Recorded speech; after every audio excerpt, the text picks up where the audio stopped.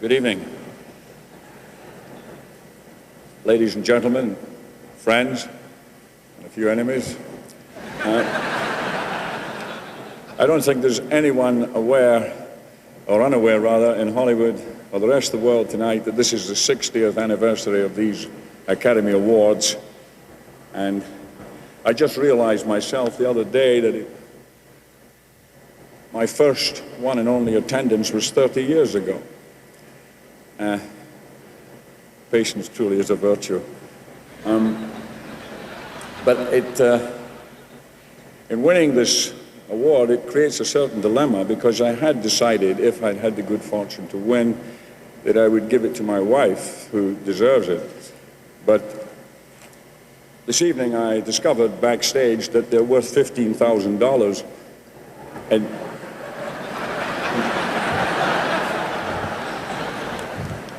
now I'm not so sure.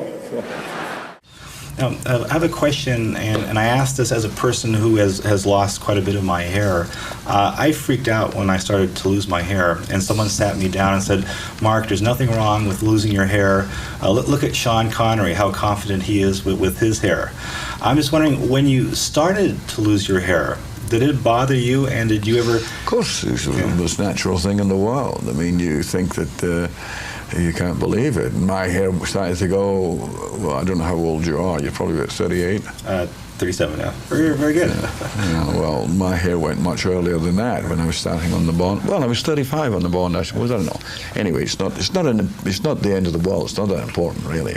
I think the really stupid thing is to see somebody who's got a wisp of hair that's 8 feet long that he's coiled around and he's kind of nailed it to the back of his head, and looks like, you know, a snake that's about to take off. I don't understand the point of it. And then when the wind blows, they're cut it short. Okay, great. You know, if you're the kind of guy you're supposed to be, you wouldn't stick around. That's why they sent you here. Maybe they made a mistake. I was afraid you'd say something like that. You really think you're making a difference? Then why, for God's sake? Because maybe they are right. He sent me here to this pile of shit because he think I belong here. I want to find out if they're right. There's a whole machine that works because everybody does what they're supposed to. I found out I was supposed to be something I didn't like. That's what's in the program. That's my rotten little part in the rotten machine. I don't like it. So I'm going to find out if they're right. You want to go get drunk?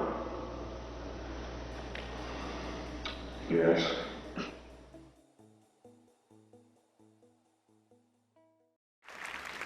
Thank you, ladies and gentlemen. Thank you, members of the Hollywood Foreign Press Association, and thank you, fellow workers, and you, Buck. It's a special honor receiving this award from Michael. You know, multi-talented is a much-abused term in our profession, but Michael is the only man I know who can write a best-selling novel with one hand while taking out your appendix with the other. I grew up, like many of you, watching the films of Cecil B. DeMille, in whose name this award is given.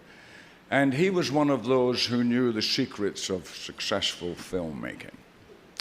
He understood the audience's natural attraction to themes with great moral issues, messages, and with a lot of sex and violence. And as a great producer, he understood that biblical stories are all in public domain.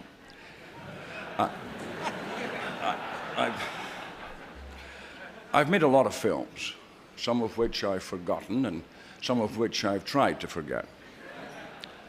But in the course of this strange thing we call a career. I've traveled to scores of exotic places.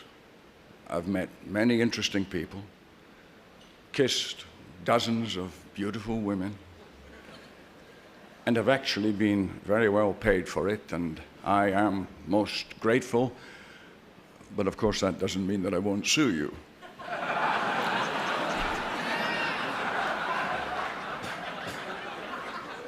A number of decades ago, when I started in this business, I was told by someone who seemed to know what he was talking about that I should take lessons to erase permanently my accent so that I could play parts without wearing a kilt. And so that the American audiences could understand what the hell I was saying. Well, it's quite obvious by now that I didn't take his advice. As a matter of fact, just in the last year, there were two big films made of Scottish heroes. Rob Roy, played by an Irishman, and the other, Braveheart, played by an American-Australian, and both splendidly Scottish. The point is, I think, if actors and actresses are good at what they do, and if you, the audience, are affected, moved by the stories we help to tell, then that's the real reward. Truthfully, it's the stuff in between the punches, the shootings, and the car crashes that really count. The scenes between the men and the women that try to say something about how we really behave, how we really feel. That's ultimately what moves people and sends them to the theaters, pays to see our films. In other words, I prefer my audiences stirred, not shaken.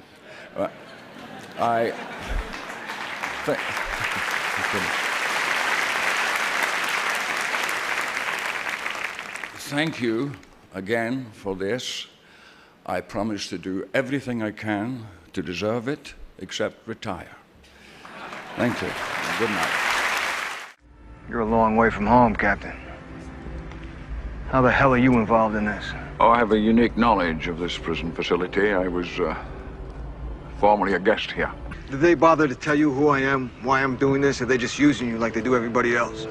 All I know is you were big in Vietnam. I saw the highlights on television.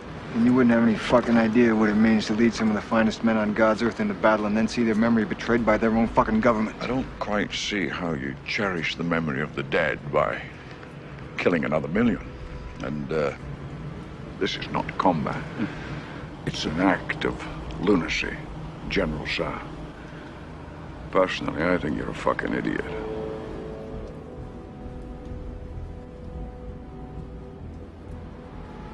Tree of Liberty must be refreshed from time to time with the blood of patriots and tyrants. Thomas Jefferson. Patriotism is the virtue of the vicious, according to Oscar Wilde.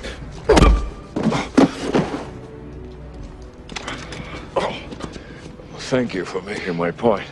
Where are the guidance chips? Where are the guidance chips? I destroyed them. That's a bad move, soldier. Does that mean you'll execute us both?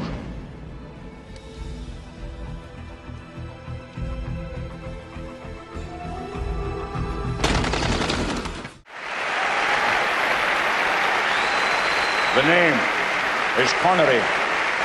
Sean Connery.